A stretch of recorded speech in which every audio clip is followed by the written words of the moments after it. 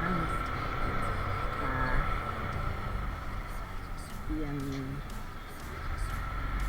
โอ้ยตุ๊ดอันนี้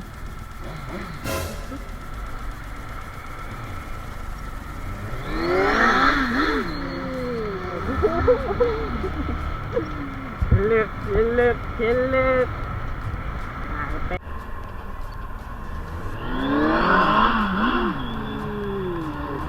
ลงมาตามไม่ได้แล้วอีกเลยแปลงมาดิเอากุชียังไม่ถึงทางนี้ไปดีป้าเรานำน้ำรถหลังคือก็เราจะไปหาPTเซลได้งานปัจจุบันจะเป็นซื้ออย่างก็ไปเบิ้งติดตามกันไปเลยหุ้น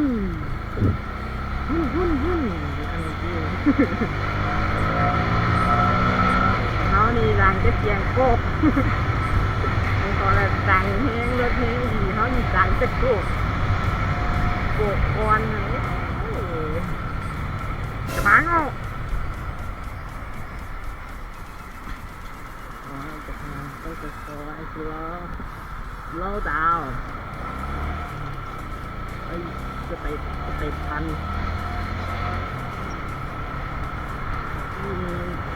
เสร็จ900อยู่พันดูเธอออกจะเซ็กซี่ยามที่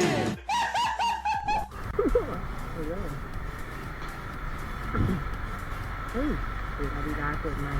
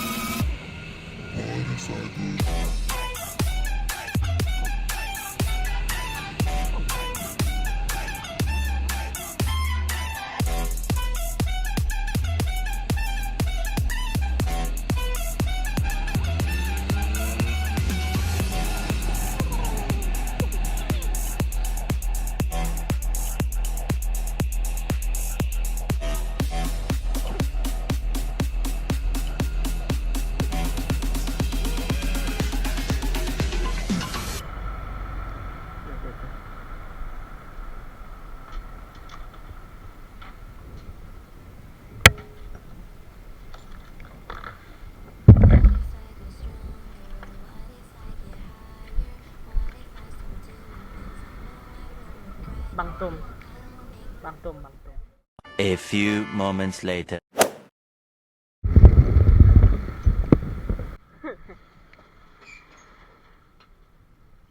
อัดห้าแล้วก็นอนแล้วนะไม่ขายแล้ว